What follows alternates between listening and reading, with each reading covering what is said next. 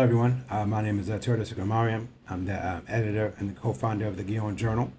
And I guess you could kind of call this a special broadcast.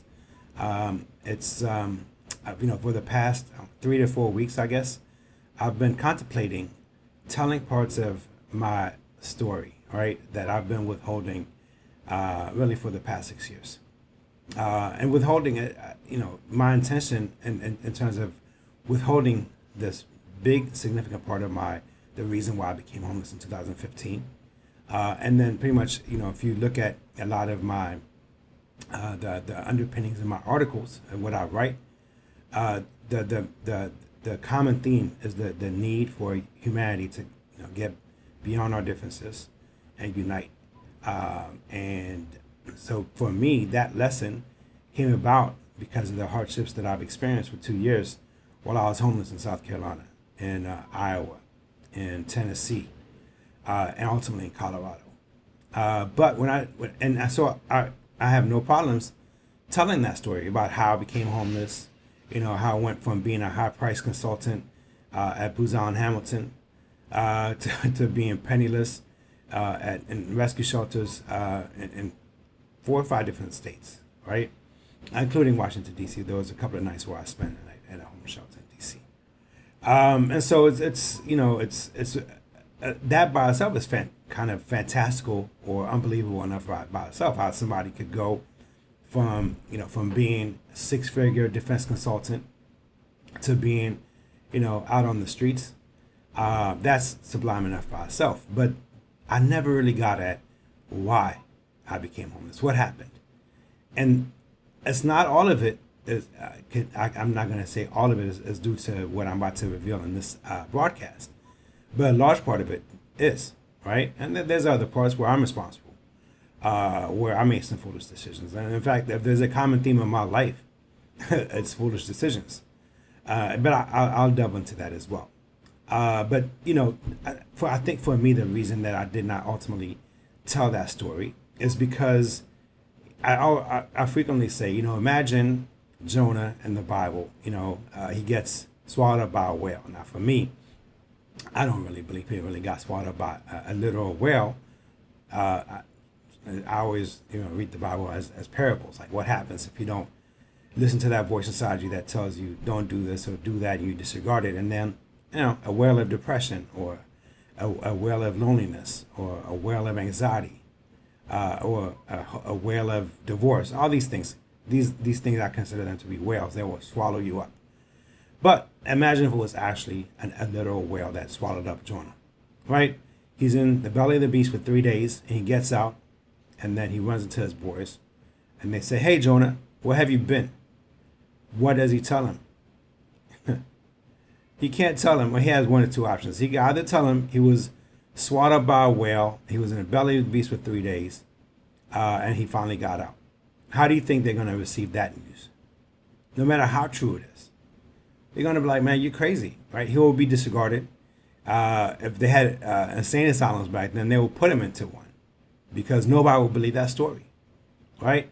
So I think some of us, maybe most of us, we go through these moments where I call it, Jonah's choice. We have a choice, like Jonah, to either tell the truth about what happened to us or kind of just hold it to ourselves. That's what happened to me. So this segment, I'm going to actually go into exactly what it is. And the reason that I've decided to do this, by the way, is because ultimately the deciding factor for me was what happened last Friday, where the following day, I didn't even know about it on Friday when the story came out. DHS put out a bulletin saying that anybody that questions the vaccine, quote unquote vaccine agenda, or vaccine measures, and the people that are religious people, and then people that question the government about the elections. These things are not radical. Yeah, first off, everyone has a right to question Pfizer.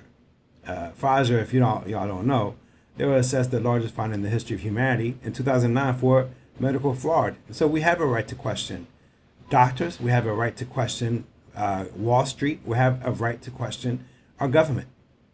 These things are sacrosanct. This is protected by the U.S. Constitution, and it's protected for people like me who believe in God. It's our God-given right. Nobody gets to tell us to be quiet by using a crisis that was most likely man-made as an excuse to take away our rights. And by the way, I'm originally from Ethiopia, so I know a thing or two about tyranny. Tyrants always use public crisis to as a power grab. So that was such an alarming moment. I was faced with two choices. One choice was to be quiet. I knew where this is going to go. I've been writing about the quote unquote vaccine agenda for a while. I'm not an anti-vaxxer. My son got all his vaccination shots. I've gotten my vaccination shots. Is this particular vaccine, quote unquote vaccine, that I'm concerned about.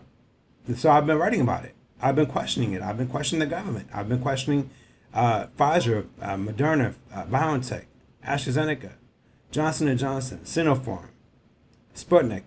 We have a right to question. And Covovax, I believe it's called. The one that's really AstraZeneca that outsourced theirs to India. They have a brand, I guess, an off-brand called Covovad, I think, in India. So these things, we have a right to question them. So to equate us who don't want to partake in a medical experiment with as terrorists is, this is the slippery slope of tyranny. And when that happens, you're not that far off from government knocking at your doors, which then leads me to what happened to me in 2015. Now, before I do that, I'm going to kind of go into the backstory of how 2015 happened. And it all starts with Obama, right?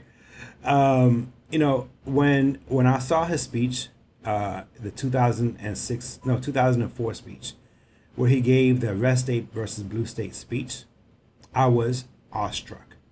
I think at the core of who I am, even if I did not necessarily follow that principle most of my life, I believe in unity. I believe that most of us have the same struggles, and that if we ever have a chance of, like Martin Luther King said, of bending the arc of history towards justice, it can only be done through unity. So when I saw Obama's speech, I was floored. When I heard his speech, saw and heard. So he had me that day, and then he ran for president. I wasn't really too enthusiastic. I was like, "There's no way that Hillary's going to lose." But at a certain point, I decided, you know what? I don't care if he's going to lose. I'm going to be part of this. So I threw my hat into his ring. I started a group in late 2007 called Omegas for Obama through my fraternity, through the auspices of my fraternity, right? It was a one-man team, basically. I was reaching out using email, calling people, and at a certain point, I got so frustrated with the lack of enthusiasm for the Obama campaign that well, let me not say it. Well, yeah, it was not literal a bribe. I bought I think 100 T-shirts, and I was like, hey, if you donate to the campaign, I'll give you a T-shirt, and that was my way of getting people animated or excited for the campaign, right? So they would donate directly to the campaign, and I would give them a T-shirt. That was my way of kind of getting the excitement level up for the Obama campaign. So I started doing that initially, and then through that whole endeavor, I connected with a fraternity brother that lived in Obama's neighborhood. I'm not going to say his name, but I didn't even know back then that his wife was pretty connected in Chicago politics.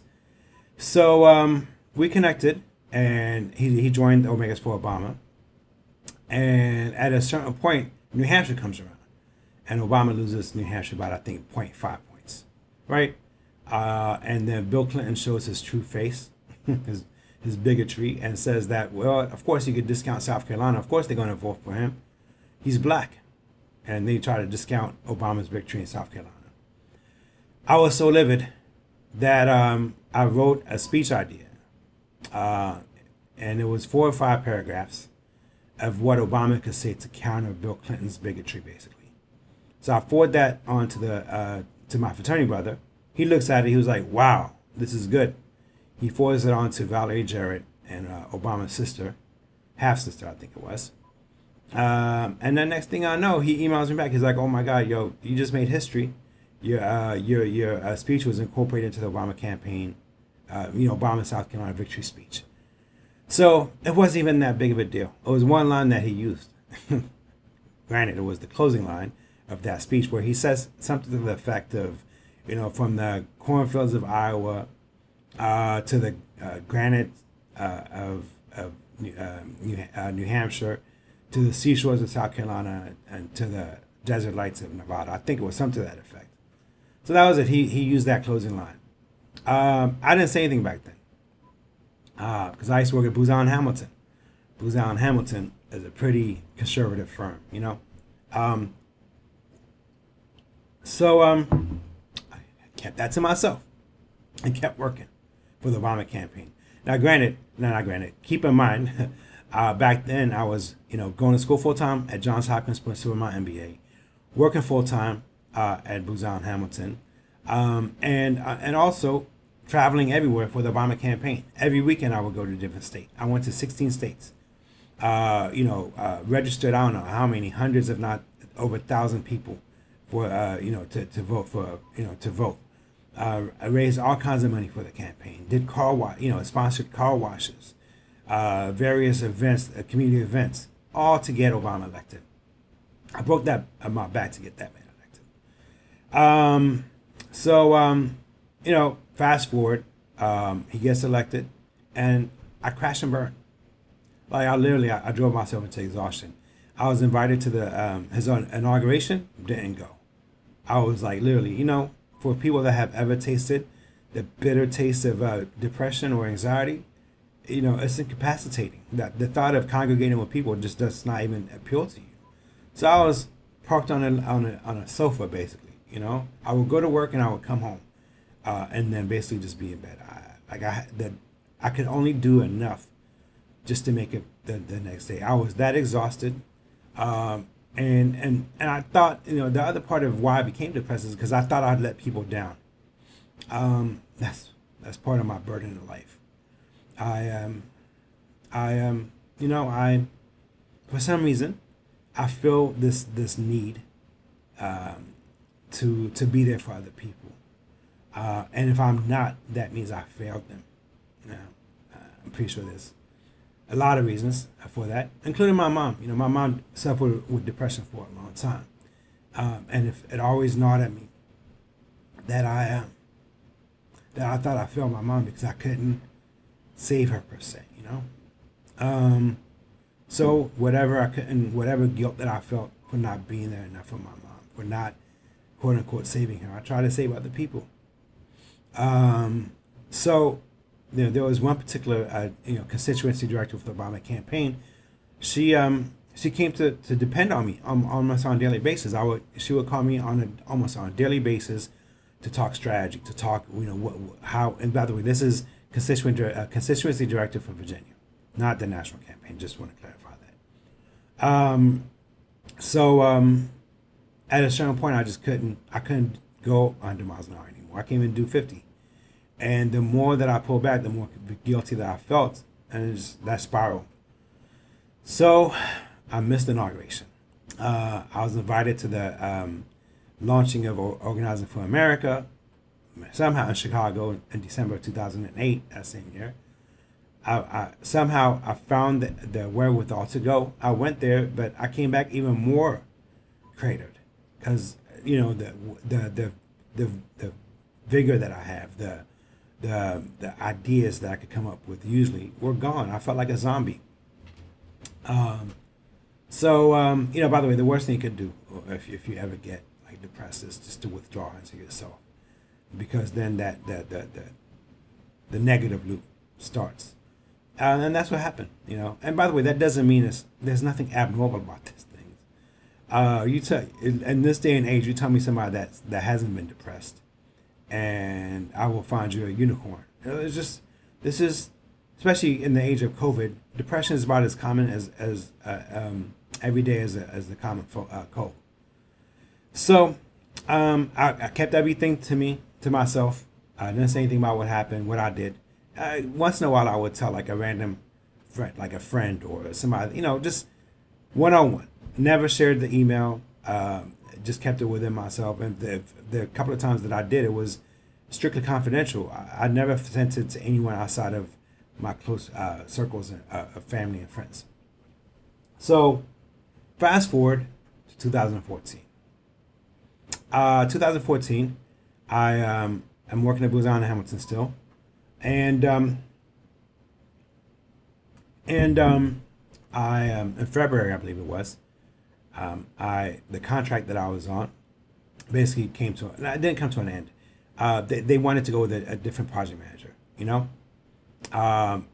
It wasn't that I was getting fired, but the way that Booz Allen worked at that time was that you have 2 weeks to find another contract, to become billable, right? Now, before they went private or public, when they were a private company, they used to call it, being on the beach.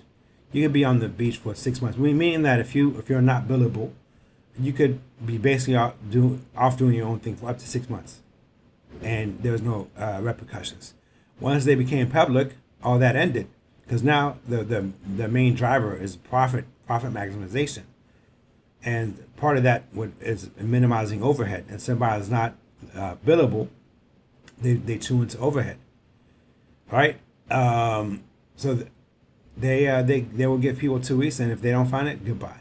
So 8 years at Booz Allen Hamilton came to an unceremonious end. Right, I think it was March 10th or 12th or what. I'm not sure exactly what day it was. And next thing I know, I'm unemployed. I'm unemployed for the first time maybe since I was a teenager.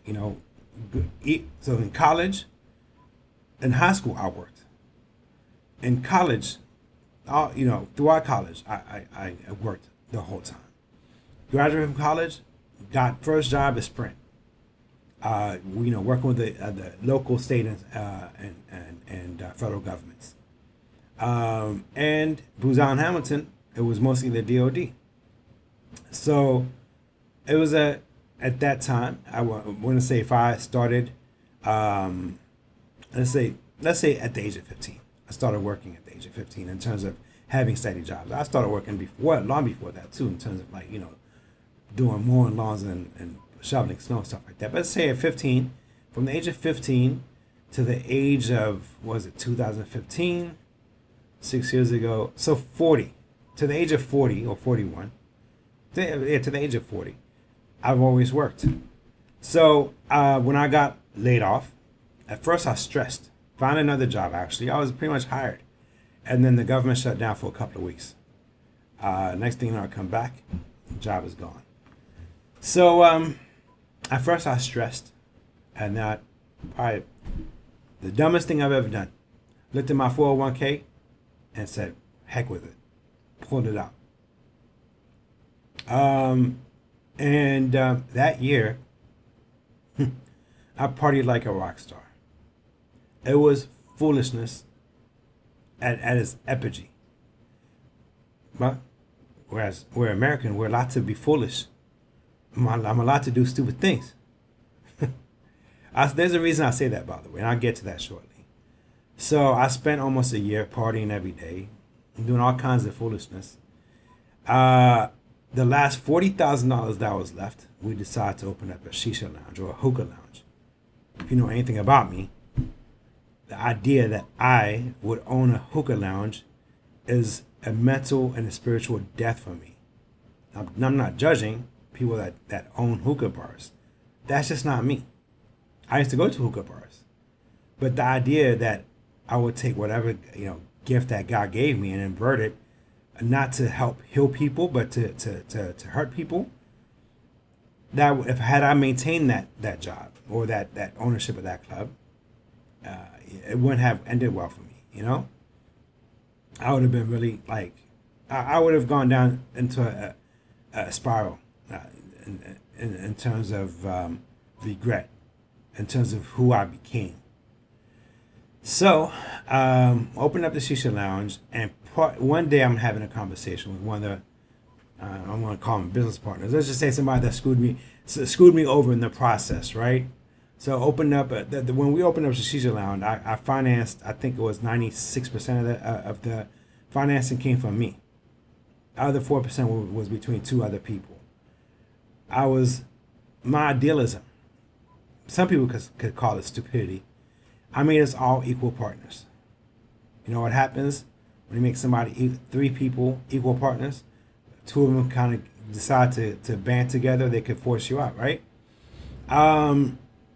So when we're having these brainstorming sessions, I made this offhanded comment that I could get Obama to come to the hookah lounge. Now I knew that wasn't going to be right. I was just kind of saying that as banter, and the guy responded back and he said, you have zero pull, and he basically demeaned me, right? And one thing that I have is I when people doubt me, I will move mountain and earth to disprove them. You know? So I said, okay, watch. So I decided to go public with what I did in 2008 as part of a gimmick of sorts to get Obama to hopefully, I knew he was going to come, but I was hoping that maybe somebody from Congress or from the White House would come for the grand opening. I know it wasn't very smart. But actually, to maybe it was. As a business gimmick, why not? Right? I mean, it's not like I'm doing something stupid or illegal. It's based on what I did, and it's based on whenever you open up a business, if there's something that could elevate the club, you use it. Like I said, as long as it's not illegal or immoral. Well, some people don't even care about the immoralities. Some on Wall Street don't even care about the illegalities. So I created a video basically inviting the Obamas. It was on YouTube. I was going to put it on YouTube. For some reason, I created it was a 10-minute video. And it wasn't anything hateful. It was actually beautiful. Like it was, the background song was Etta James's At Last, and it was like an ode to the Obamas. And like I said, it was not anything in any way disrespectful. But within the confines of that video, I said, hey, by the way, I'm the person that wrote the speech idea. Right? So I went outside to grab a cigarette. Yeah, I used to smoke cigarettes back then. I ran into this guy. And he said he was, used to work for the Navy. And he tells me he works at the White House back at that time. As we're just talking, I tell him about my dad. He was in the Navy as well. We're having a huge conversation, not huge, but an amazing conversation. Just I always talk to like random strangers like that, and I'm fascinated by, meeting people and getting to know their stories. So we have like a 20-minute conversation. And at a certain point, I said, hey, by the way, I'm thinking about doing this. And I tell him about the video that I put together, the speech idea, and all that kind of stuff. This conversation that was up until that point was awesome, completely turned. He looks at me, he says, do you want to fucking die? I was like, what? He goes, if you do this, if you're doing something 7 years, close to 6-7 years after he gets elected, you're going to come out and basically you're going to say what you've done, even no matter what people get out of that, they're going to say, well, he's the Obama speechwriter. And then it's going to feed into the perception that Obama is a teleprompter president. I'm telling you right now, he's worse than Bill Clinton. Bill Clinton has a temper like you would not know. He's very petty. Obama is worse. If you do this, you're going to be floating upside down in the Potomac River. Right? I swear to you. It shocked the shit out of me. Excuse my language. I didn't mean to curse. But it did. It shocked me when he said that. With that seriousness in terms of the way he said it. So at first, I reconsidered. But one of my flaws, when somebody tells me don't do it, I have a son now. I tell my son, don't do this. He gets even more determined to do it. I'm like that too. So I said, okay, I'm going to re-edit this video. And I figured, it's like, I think it was Samuel Adams that said that patriotism is the last refuge of a scoundrel. I wrapped myself into the flag and made that a most like patriotic American flag, eagles flying everywhere, Star Spangled Banner. Like, it was patriotism, uber patriotism. Still inviting Obama to come to the lounge for the launching, and still saying that I voted part of the speech, the speech in 2008. Next thing, and then I published it on YouTube back then. Next thing I know, my sister is getting flooded with phone calls saying that I'm a danger to myself, and that she needs to intervene. They scared the hell out of her. So she calls the cops, right, to intervene. Fairfax police come, and they come with this lady named Elise, and she had a paperwork. It was called the Mobile Crisis Unit. She's supposed to come in and assess whether or not I'm a threat to myself. She's supposed to talk to me. She's supposed to have a look around the house, right, to determine if I'm a threat to myself or to society. That paperwork was already signed when she came. She never talked to me. She basically said, take him. Next thing I know, Fairfax PD take me over to Inova Hospital. Again, handcuffed. Now, if somebody's going through crisis, do you handcuff them? Put them in the back of a police cruiser? And then now we make it to the hospital, still in handcuffs. And the lady named Elise was supposed to be present, right? They're supposed to do basically a transfer to her, and then she's supposed to walk me through the whole process of getting, checked out, and then ultimately transferred over to a facility. She didn't show up. Officer Buford, right? By the way, part of this story is my testimony. I had met Officer Buford, I want to say about 8 months prior, at a police, at a gas station. He pulled me over because I had expired license plates, but he gave me a warning and let me go. Come to find out, he saw my fraternity shirt. He had noticed at that time, So when he sees me, he remembers me. So he says, where's Elise? So he calls her 1, 2, 3, 4, 5 times. And she doesn't pick up. He's like, something's not right. She's supposed to be here. This is part of the protocol, is that she's supposed to be here. Why is she not picking up? His partner was like, well, I don't know, but we got to go. Officer Buford said, I'm not going anywhere.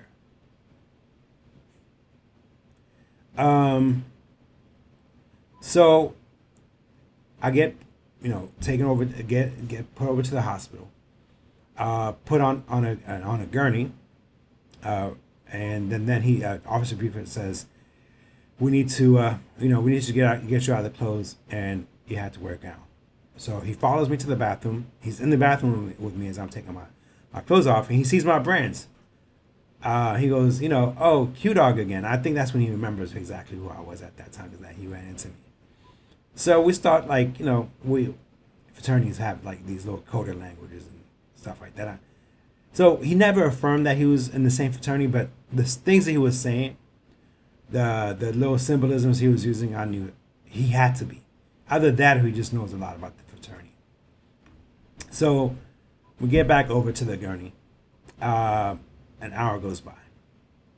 Nobody's coming to check up on me. 2 hours goes by. At a certain point, I say, hey, to whatever nurse, can I get some water? Nope. Can I get some food? Nope. Right? Then at some point, a nurse comes to draw blood, to take blood, right? I don't know what. I guess they're going to, I don't know what it's for. But instead of taking blood from like here, She takes it from here. That's unusual. And it hurt like the dickens. And I wanted to say no initially, and Officer Buford said, don't fight her. Don't fight anybody. You're going to make it worse for yourself. Just agree with everything. You have no card to play right now. So she drew blood. Asked for food again, nothing. So now at this point, Officer Buford and I were talking. Right? We're just talking about fraternities and schools, and he says he talks about New Side, which is Virginia State. That's where he went to school. Chapter that I pledged was Ada Delta George Mason. We're having that type of conversation. And at a certain point, I hear the medevac, it says medevac unit, whatever, 2, coming in. And I turned to him and I said, I guess this is the end of our conversation, jokingly. Then we'll go back to our conversations, and then 3 people are walking in, right? As I'm talking to him. This is the part where it gets to be sublime. He takes an action, I don't want to say exactly what, that is very unusual, right? That police officers do when they perceive threats. I'll just put it that way. I'm editing myself because I don't want to get him in trouble. If that's what it. Anyways, he does something that police officers usually do when they perceive threat. And I jokingly said to him, come on, because we were going back and forth about the fraternities and stuff. And I jokingly said, come on, bro. Obviously, I'm just joking to him. Like, I said that to him. He goes, no, not you. Look to your left. I look to my left, and there's 3 people walking in with, I don't know, with intention, like intentionality. Like, just look like they were all about business. So he tested me at that exact time. The thing about Drake is when he drops an album, he never tells anybody. He just sends one text message. He says, watch what happens when I send this text message. He pulls out his phone, sends a text message. Immediately, they turn back around. And then he tells me at that exact moment, I don't know who you are and what you've done. If you make it out of here, don't have a cell phone on you. Don't use credit cards. And always be vigilant and be aware of your environment. This is Officer Buford. So a nurse would walk by. He would say, hey, nurse such and such, those are beautiful flowers that you have on your hair. Then another nurse would walk by, and he would say something about her shoelace being pink, right? And what he was doing at that moment was he was teaching me to be super aware of my environment. 6 hours. 6 hours we were at Nova Hospital. Until finally he calls in his backup, and she transferred me to Dominion Hospital. And when we get there, there's no record of me having to, there's no record of me that I was supposed to be there. So where was I supposed to be at? So I sit for another 2 hours. Then finally they process me in. And that first night, I spent the night at Dominion Hospital. They put me in a central bed with 2 guys on the opposite ends that were bipolar schizophrenic. I'm not judging them, but you have to understand how scary that shit is. When you're in the middle of 2 guys that are screaming at nighttime, and you have to sleep in that situation, and that's the first time I've been away from my house. For 6 days, I had to fight for my freedom. There was supposed to be 2 psychiatrists that were supposed to talk to me to do an independent assessment of what exactly is going on. One talked to me for 2 minutes. The other one never talked to me. Both of them said that assessment is that I was bipolar schizophrenic. People know who I am. I had a job at Booz Allen Hamilton for 8 years. Not once. People can say a lot of things about me. And I'm not even saying this to diminish people that have mental issues.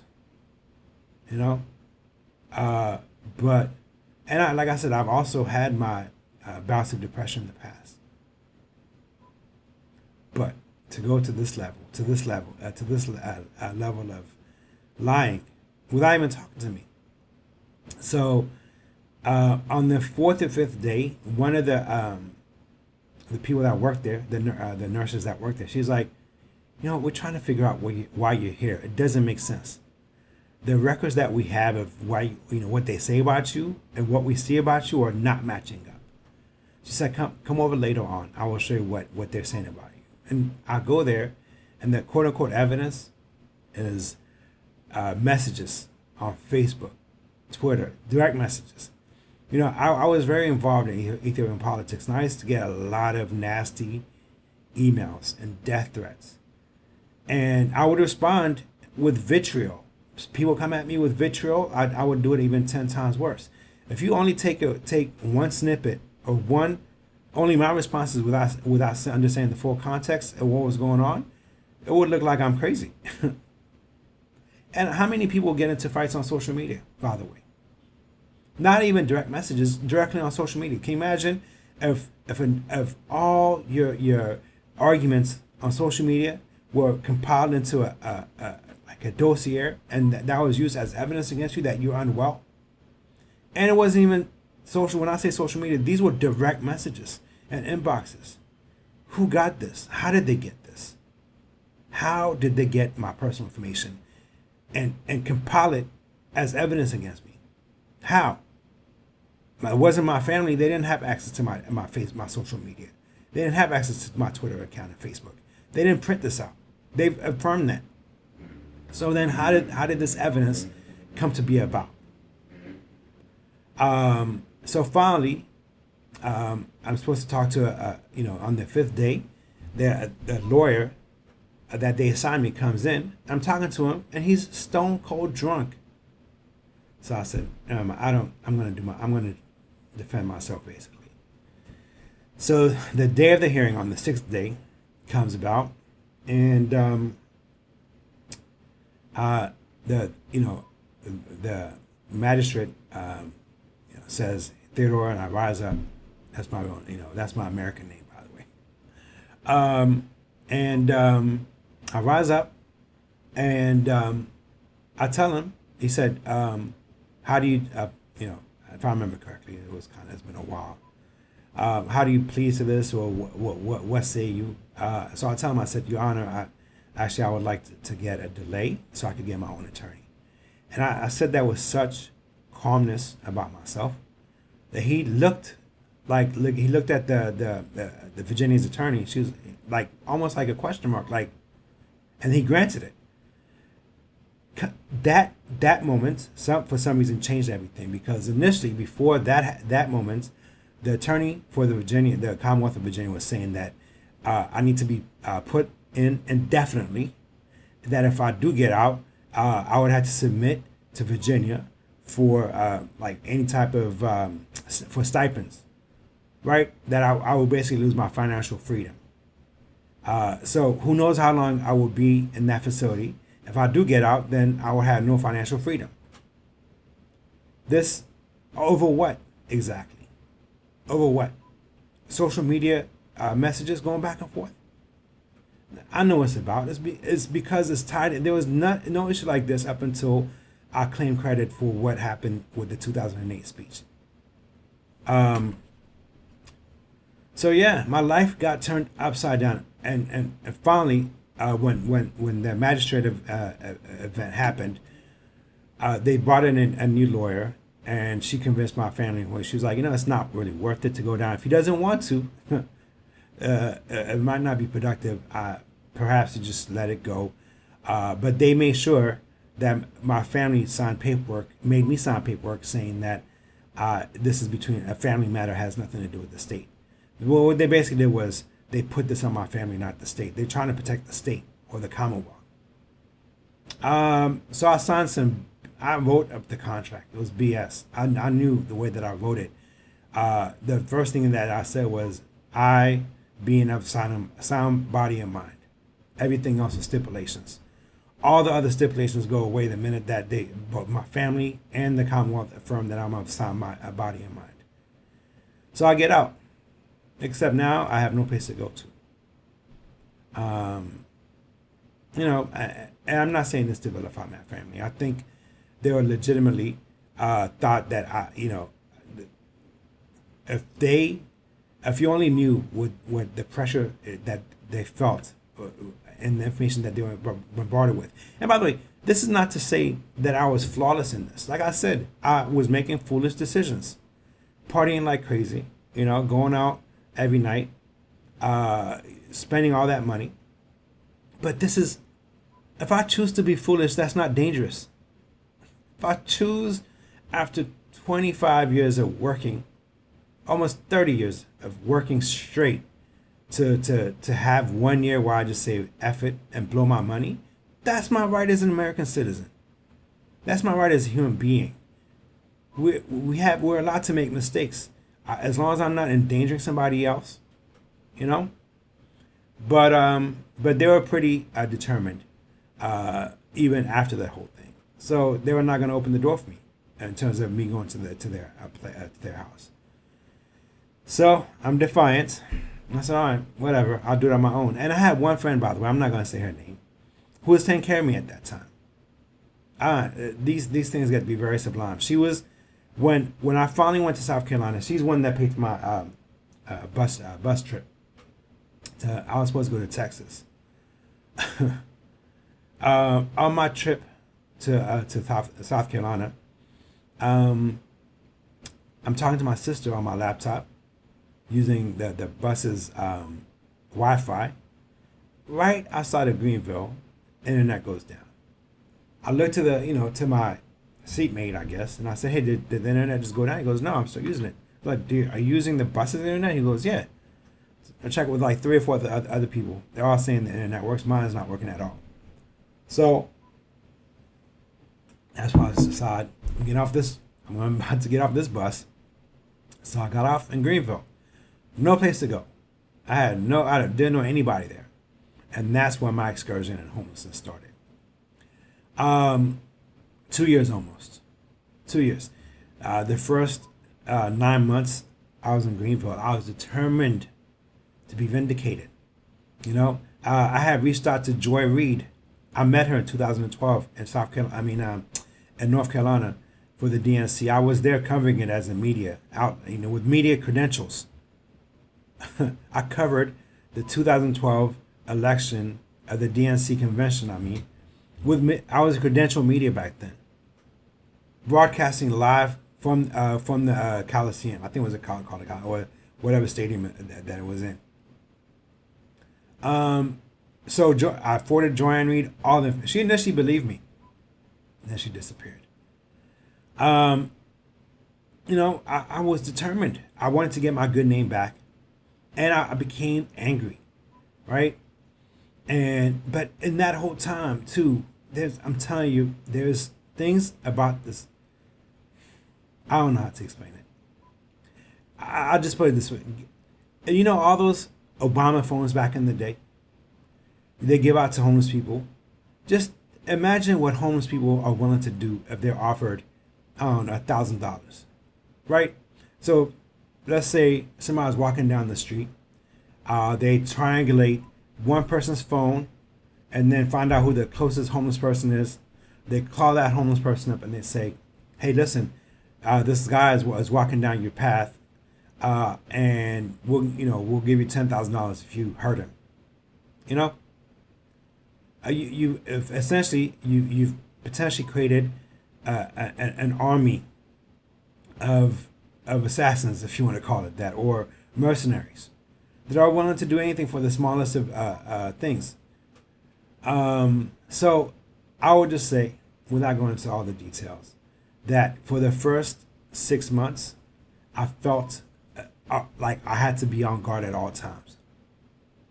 But in that same time, though, I was also becoming more and more bitter by the day. To the point where I went from, still kind of giving credit to Obama, still not vilifying him, to starting to vilify him. And my vilification became more and more amplified. And then whatever I was writing on Facebook, this was stuff I was writing on Facebook, by the way. I never went to the length of saying that he should be, harmed, or he should, be somehow threatened. But it was just enough vitriol to where I got the attention of the Selective Service. So they called me. I had a Google, the Google Voice. They got in touch with me through Google Voice, and they arranged a 4 hour interrogation. The first 2 hours, you would have thought I was in Guantanamo. It was, not torture wise, but intense grilling of everything, going through my book bag, going through my history, everything. But in that process, I was telling them about what happened to me. At some point, their whole demeanor changed. And one of them said, "I'm sorry that you're going through this." They believed me. In fact, at one point, one of the selective service officers said, "Do you want to get a cigarette?" He was led me outside to smoke. And it was so surreal. Like, I felt like he was protecting over me. I remember thinking to myself, dang, I'm over here like a president. I'm a homeless president. I laugh at these things because I guess emotional otherwise. I spent almost 2 years homeless. I've experienced painful things in my life. My father passed away in front of me. Took it, on his official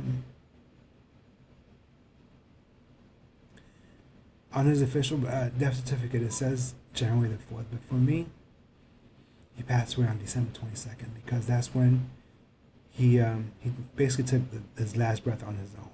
He basically effectively went into a coma that day. That pain still ricochets in my mind what I saw that day.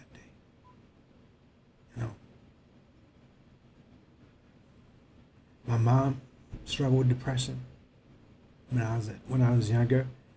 There's a couple of times I walked in and she had hurt herself. I've seen a lot of painful things, but I've never really seen hardship. Life has always been easy for me. Go to college, I walked through it, strolled through college.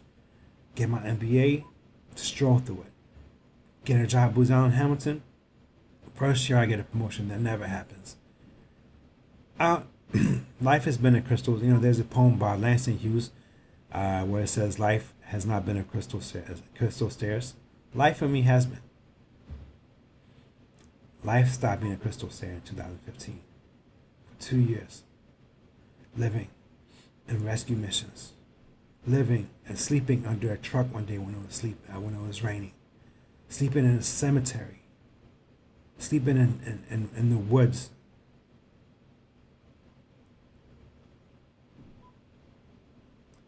It's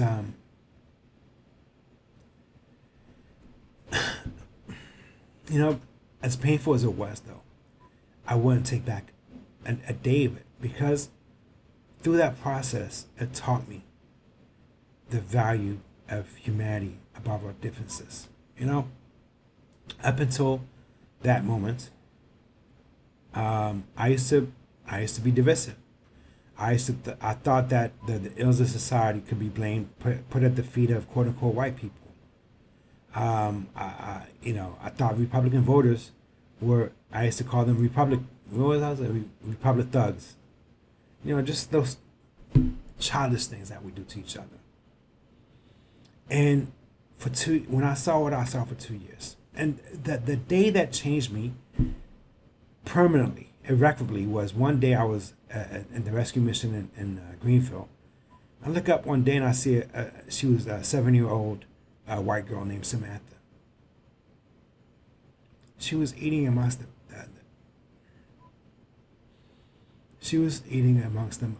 homeless. 7 years old. It's one thing when you see adults.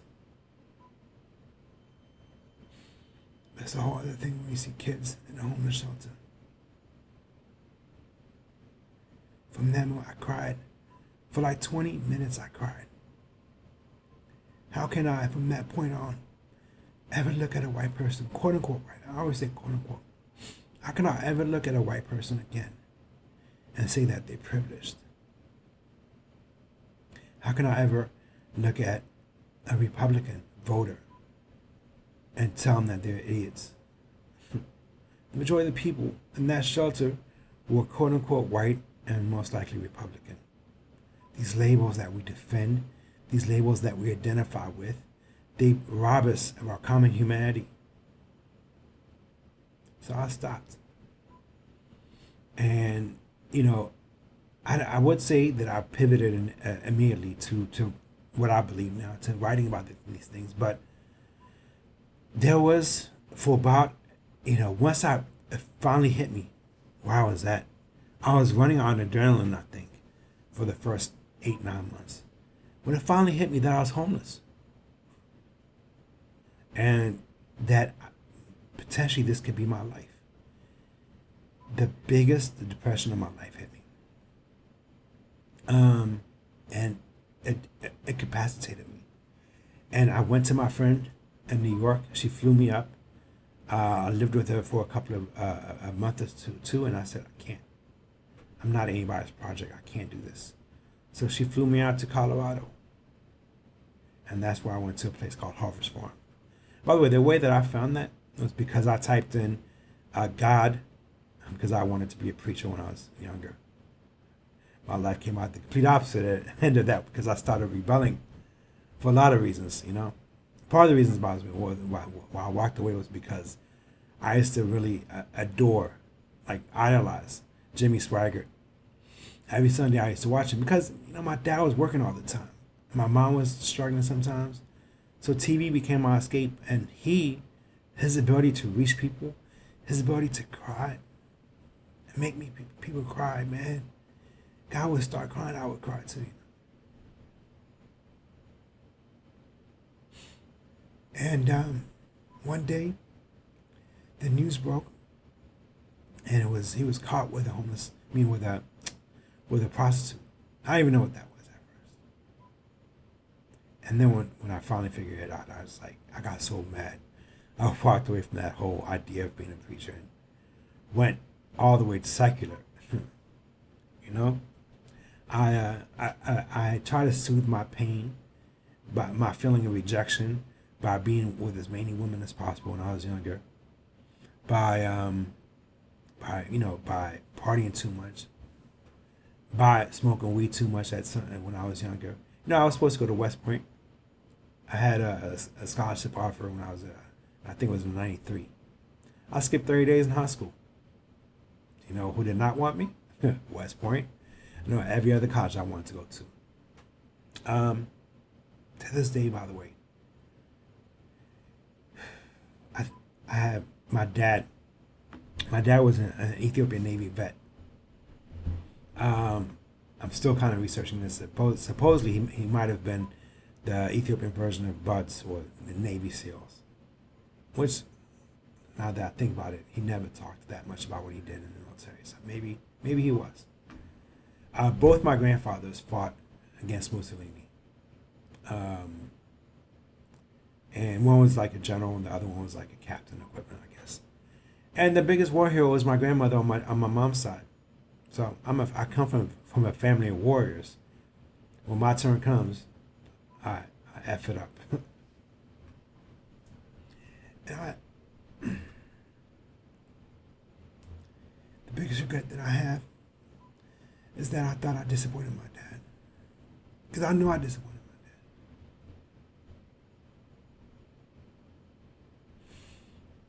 While he was out trying to get letters of recommendation, while he was out trying to get, whatever he could do to make sure I go to West Point, I'm out here. I'm always out there smoking weed and womanizing. And when he found out about my transcripts and how many days I missed, I broke his heart. But, I talked to life. I think sometimes, I was talking to an Army Ranger when I first became homeless. And he told me that, when I told him my regret, he said, there's no need for a regret. Because your foolishness might have been God's providence. He might not be here today. So, he kind of lessened that pain. So, my foolishness was God's providence. Sometimes we all make mistakes. But sometimes those mistakes actually lead to a bigger purpose. So, my foolishness of blowing my 401k and my foolishness of speaking too loudly about the stuff I was warned not to speak out about, they served their purpose. You know, the 2 years of homelessness, it's my writing is informed by these things. That when I speak about our common humanity, everything. So fast forward to Harvest Farm, and I was depressed up until I had a chaplain named Jason, and one day he gives me a pen. And I would meet with Jason once a week. He would give me spiritual guidance, checking on me, find out where I'm at, spiritually, mentally, physically, all that kind of stuff. So one day he gives me a pen. He said, "I want you to write again," because I had told him I love to write. I used to love to write. And he gave me a pen and a piece of paper. And he said, "Write." And I said, I cursed him out. What do you mean write about? How great my life is? And he patiently brought the issue back up again the following week. And he said, "Just write your name." So that night I wrote my name. Next night I wrote a sentence. Within a couple of weeks I wrote 160 pages. And then shortly thereafter I wrote my first book at a homeless shelter. It's called Serendipity's Trace. And then I started writing on Facebook. So one day I write an ode to womanhood called Man with a She. And in that ode to women, it was basically saying, you're better than us. Why do you have to be like us? Steve Harvey says, think like a man, act like a man. And I was like, why? We should be acting like you. And beyond that, people have unique traits. And what's unique to you does not mean it's lesser than. You don't have to be egotistical and prideful. You can if you want to, but the compassion, that's for me, within the family context. Even if they say that a man brings home the bacon, the woman is the backbone of the family, the emotional anchor of the family. It's women are the foundation of humanity, as far as I'm concerned. We come from y'all, by the way, even spiritually speaking. Somebody told me once that when a woman gives birth, one of her ribs sometimes could break. So it's like a woman gives a bone to us in order for men to be born. You kind of connect the dots if you want to there. So yeah, I wrote that, posted it. Next thing I know, somebody presses like, and I look at her picture. I'm like, dang, she's beautiful. And then she inboxes me, and we start chatting back and forth throughout the whole day. Like in between breaks, I'm working at this Harvest Farm, by the way. It's a community kitchen, right? A community farm where you live on a farm for free. You get paid no money. You get paid $7 a week as stipend, and you bust your butt. I didn't mind. It was either that or living on the streets.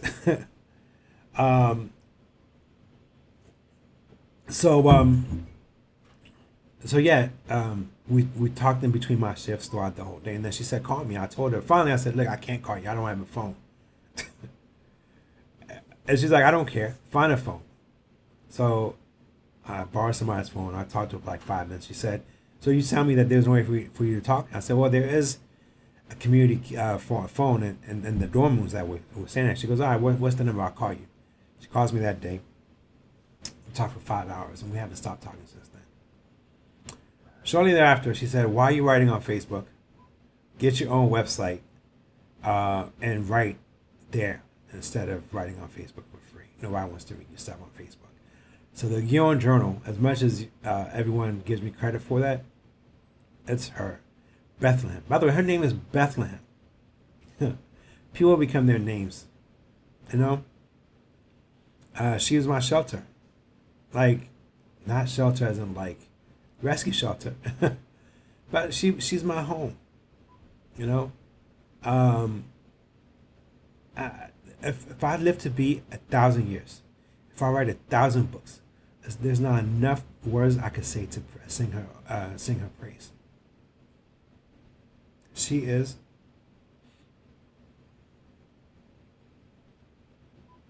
can't even explain it.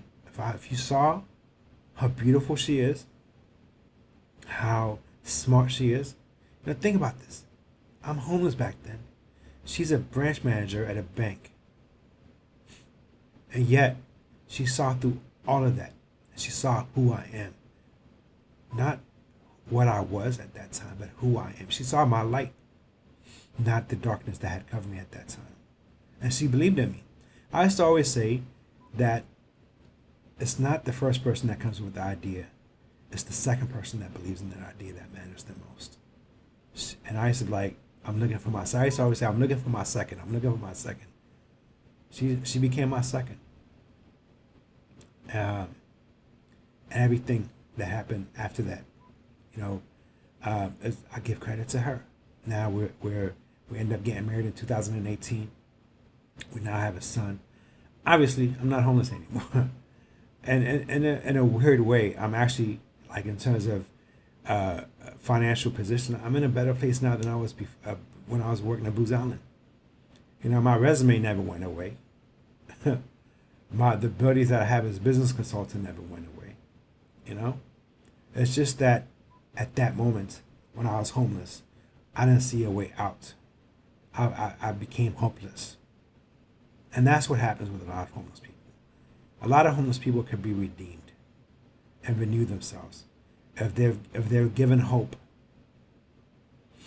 If some people believe them, the value of talking to somebody and teaching and not teaching them, showing them that they matter, is worth infinitely more than any money that they could be given. To let them know that they matter instead of being seen as invisible. But for the grace of God, I could still be there to this day. But somebody believed in me. So here we are. Now, working again, have a family, have an amazing, awesome, our son, if you saw him. Man. I think that they used to always say the brightest moments come right after the darkest times. If you saw him, you would know that to be true. So I've been convicted and compelled to write about justice, to give voice to the voiceless. In fact, when Bethlehem and I started the Journal, we had 4 pillars, 5. It was to write about history, politics, faith, culture, and love. And all those 4 things would be with the objective of giving voice to the voiceless and speaking truth to power. That's what I've been doing for the past 5 years. But now, here we are with this quote-unquote vaccine agenda. Look, I don't say these things. I don't write about these things to diminish people that have decided to get vaccinated. Everyone makes a decision. And we live with it, right? The problem that I have, even within the confines of people that did get vaccinated, by the way, is that they were never given the full information. There's an article that I published 2 weeks ago that it took off so much that up until now, the highest, most widely read article was an article that I wrote when I was still homeless, by the way, called "The Absurdity of Saying White Privilege," based on what I saw with that homeless child in South Carolina. That's amassed 26,000 hits in almost 6 years. The article I wrote about the fact that the NIH knew about antibody-dependent enhancements and suppressed that information. Antibody-dependent enhancement is a lethal condition where vaccines can actually exacerbate people's health problems by, basically the immune system starts to attack your own body. It's kind of like AIDS. These mRNA and adenovirus vaccines are not new. They've been tried for a long. mRNA was discovered in 1961. They've tried to use this as a vaccine for the past 20 years. Every time that they've tried this, the end result was horrific. All the animals get wiped out. So this is the first time that they've tried this on humans on this level, without doing any type of confirmation that they're not going to lead to antibody-dependent enhancement. And that risk to this day is still on the NIH's website. That article, when I wrote it, it garnered 120,000 hits in less than 5 days. We were attacked on the website was taken off. It was a denial of service, DDoS or DDoS attack, a distributed denial of service attack. Taken offline for 5 hours. We had to invest all types of money to bring it back up and to secure it, to make it even more secure. We already had it SSO, but now we had to add additional layers of firewall to make sure that this won't get taken down again. So here I am, a journalist that covered the DNC convention in 2012, a journalist that wrote a part of Obama's speech, a journalist that has been published on a multitude of websites, being targeted for censorship because I choose to do my job, which is to question powerful people, whether they're government authorities, biotech corporations, public health officials. I have a right and a responsibility as a journalist to question until I make sure that these things that we're being told are true. And based on everything so far, they're not true. Everything they're telling us is a lie. And so here we are. Now, Biden is using, and it's not just Biden, by the way. Republicans and Democrats are complicit in this. They're complicit in these ongoing crimes against humanity, as far as I'm concerned. And if there's any justice in the world, there will be a Nuremberg trials for what's going on today, where governments are suppressing information about deadly conditions called antibody-dependent enhancement. Just some perspective. In 2009, 80 million people. Fauci did it again. Did it that time. 2009, the H1N1 was used as a pretext, and they said it was a pandemic. 80 million people were vaccinated. 47 people died, and that vaccine, quote-unquote vaccine, was pulled off the market. 47. 1976, swine flu. CDC said this is a major problem. Everyone needs to get vaccinated. 40 million people were vaccinated. 400 people came down with a disease called Guillain-Barré, and that vaccine was pulled off the market. Look at where we're at now. I think it's 160 million people have been quote-unquote vaccinated. So far, that we know of, 12,000 people have died as a consequence of these vaccines. 85,000 people have been injured, yet they keep pushing this vaccine agenda. So, if this is not, and by denying people the right to informed consent, which goes to the Nuremberg codes, these are in fact crimes against humanity. And given the fact that in the UK, 62% of the people that are dying of COVID-19 are vaccinated, and in Israel, 75% of the people that are catching COVID-19 are now fully vaccinated. Given these facts, given the fact that these quote-unquote vaccines do not prevent you from catching COVID-19 nor transmitting it, and given the fact that more and more people are dying every day, the fact that they're still pushing people to get these vaccines without giving them informed consent are in fact crimes against humanity. So when Biden and the DHS last week say that people like me who are questioning and pushing back against this and highlighting the truth that is being suppressed and equating us with terrorism, and when you do that, eventually it will come down to people again. Who knows? It could what happened to me in 2015 could very well happen again. This time there will be, before I was a danger to the public because of some trumped up charges about my mental wellness. Now it could be because they say I'm a terrorist.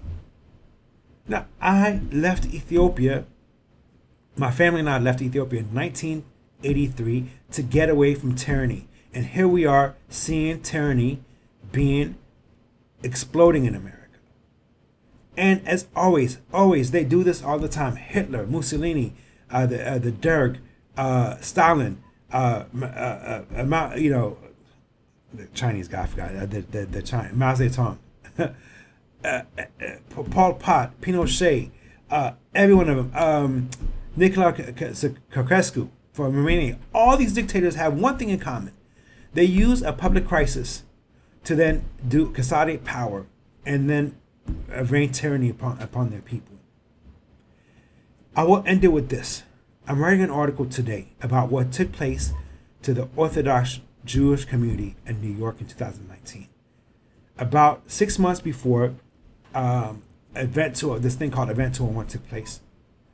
Event 201 is where they did a dry run, basically, everything that we're seeing now with this pandemic. In October of 2019, Bill Gates, surprise, surprise, Bill and Melinda Gates Foundation, and Johns Hopkins, my alma mater.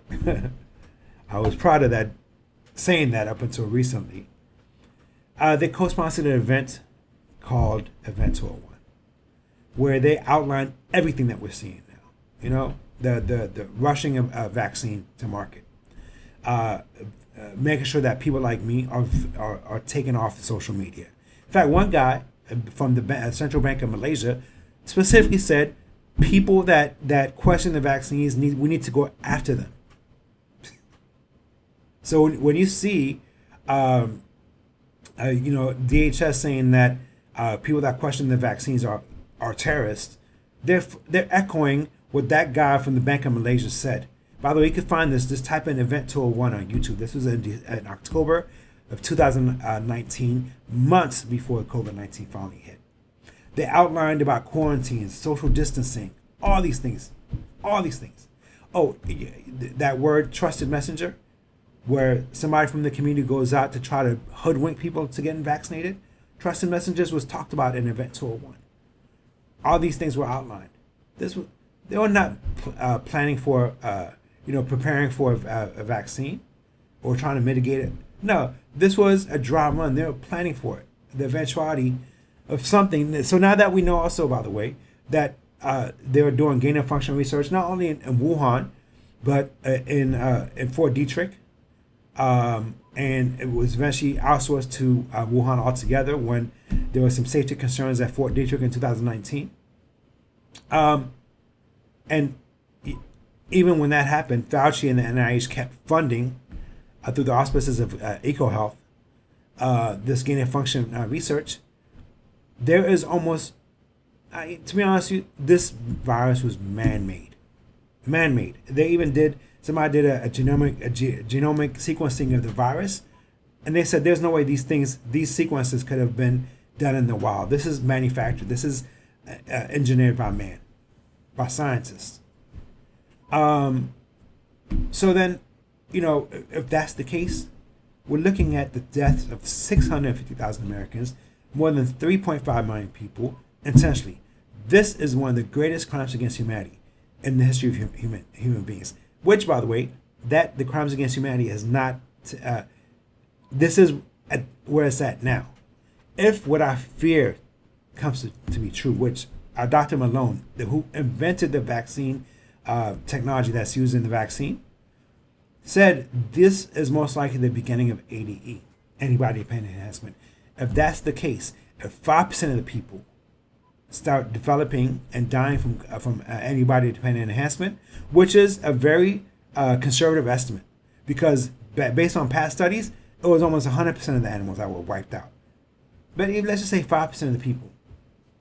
What's 5% of 2 billion people? 2 billion, 3 billion, I think it is, that have been vaccinated so far. Think about that. We're talking about like close to back of the. I'm gonna try to do this. So 5% of 1 billion, I believe, is 500 million, right? Am I wrong? So I think it's 500 million, right? Yeah, because 10% of 1 billion is 100 million. So I'll take about 50 million. There we go. So 50 million people, right? So 50 million times 3, 150 million people potentially could have put a target on their back for something horrific to happen to them. That's a conservative estimate of antibody-dependent enhancement is actually the thing that's taking place right now. These so-called breakthrough cases, people that are dying left and right, could very well be antibody-dependent enhancement. That means also my mom passed away from COVID-19, and it was not natural death. It was murder, as is the case with every person that has died from COVID-19. People playing God.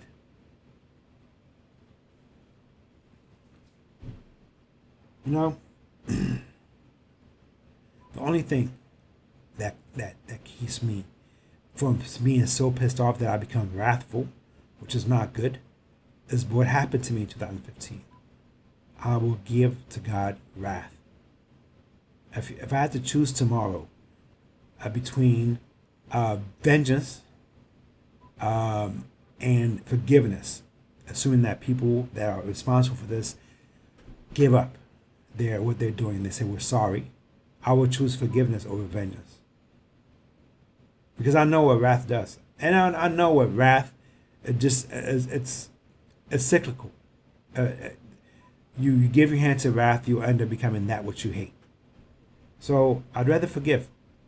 But until that moment of forgiveness, we the people, need to wake up. We're potentially being led off the cliff into our own extinction. Let me just tie it up. I've been at this for an hour, 60 minutes, so I'm giving it. My energy is kind of waning on me over here. I just want, first and foremost, I just want to thank everyone who's been on this journey with me over the years. Not just with you and Jonah. There's been a lot of people that have been following my works for a very long time. First and foremost, I want to thank God. For bringing me through the fire to live long enough to tell this story. Whatever happens to me next, I live my hand and leave my life in God's hands. We'll say this though, I am eternally happy where I'm at right now, given all the craziness of the world. So if anything happens to me, I put that responsibility on my government's hands. I look forward to a long, long, long life. I look forward to being a grandfather. I know there's some people that speak out like this, and then magically a week later they say, "Oh man, they did something harmful to themselves, and they were really struggling." I'm not struggling. I'm blessed and grateful to be living, and I look forward to a long life. That's that. Also thankful for my wife. There's no other woman that would. We used to always say, I want somebody that's, my forefather, Teodrose. He was the king of Ethiopia back in the mid 1800s. He had a wife named Tawabich, and she was his. I don't want to say ride or die, but she was his right hand, and left hand. I mean, he became king because of her encouragement, because of her love. And I used to always say, man, I want somebody like Tawabich. I have her. Her name is Bethlehem. Also thankful for my son, Johannes. The irony is not lost upon me of his name. When Ate Teodrose passed away, who I'm named after, by the way, the king of Ethiopia, named Ate Teodrose passed away. Back then, it was the story is the fact that there was a guy named Ate Johannes who betrayed him, and that's he kind of worked with the British, and then that's how Ate Teodrose ended up committing suicide in order to not be captured. So the fact, and if you look in the Ethiopia currently, there's a lot of issues and conflicts between Tigrayus, or the region of Ethiopia called Tigray, and Amaras. A lot of that could be traced back to what happened between Ate Teodrose and Ate Johannes. Right? So now, here we are, 160 years later, and we have a son named Ate. He's not Ate yet. We have a son named Johannes, and in Ethiopia, we take the last name that we take is our father's first name. So his name is Johannes Teodrose. I haven't figured this out yet. I'm still looking into it. Ate Teodrose's granddaughter, named Selas, she marries Ate Johannes. I'll take it back. She marries somebody named Ras Geber Johannes, which means Ras means like head or king. He's like a regional king, I guess. Geber Johannes. the story is potentially is that Roscoe Johannes could be Ate Johannes's grandson. So the irony of it all, after the beef between the two kings, their grandchildren potentially got married. And also the irony is that I could also not only be related to Ate Teodrose, but potentially Ate Johannes as well. But the Ate Johannes part, I'm not claiming that yet until I know for a fact. So yeah, and on that note, I want to thank my dad. My dad told me a long time ago. My dad and I used to always battle it out, like debating. And he always said, don't get anything wrong. If you get one thing wrong, you will be discredited for the 1,000 things that you said right. And he used to always say that whatever people take from me, they can never take what they've learned, what you've learned. He was training me the whole time for not only for what happened in 2015, but even now. He taught me to work assiduously, to learn at all times, and to be impeccable. I miss my dad.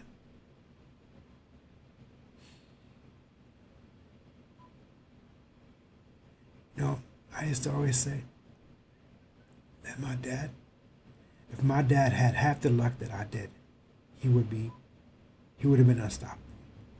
My dad is my hero. He worked 4 jobs at a time to provide for us and make sure that all 4 of his kids went off to college.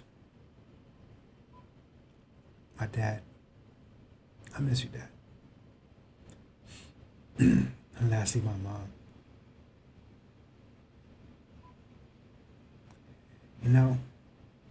When I don't know if I should speak to her or just speak about her. When she hurt herself, when I was a teenager, I didn't understand, and I formed a wall because I felt helpless. I tried to help everyone else because I thought I couldn't help her. But I didn't realize that she was teaching me the whole time to be loving above all. It was her love that kept me. And it will be love that will keep us as well. I beg everyone to put aside our differences, to stop fighting over wedge issues, fighting over past injustices, and find a way to find a middle ground and to unite. If not, there are certain people in this world that are pitting us against each other for a reason. If not, whatever havoc comes next, and I truly believe we're about to see really more, almost biblically challenging times. We have a choice to either keep fighting, or we're gonna have a final solution. And I use that word intentionally. And the Jews that survived the Holocaust, they say never forget. Sadly, we've forgotten. Let's remember what they've been through so that we don't repeat to future generations and in this generation what happened to them. When you vilify people, when you ostracize them, when you take away their rights, that leads to genocide. Let's not, all Americans, all people, say no to this level of tyranny and say yes to unity and to love. Love above all. Thank you, everyone, for listening to this broadcast. I'm not sure how to close it out. This is very emotionally taxing, but there's an article that I'm writing about the tribulations that Orthodox Jews went through in the 2019. So you can check it out. Just go to www.gion.com and it's the leading article there. All right. Thank you, everyone again. I know that we live in trying times, but at every difficult moment, eventually light comes out of it. That's my testimony, and I pray that's the testimony of mankind. Thank you, everyone. Peace and God bless.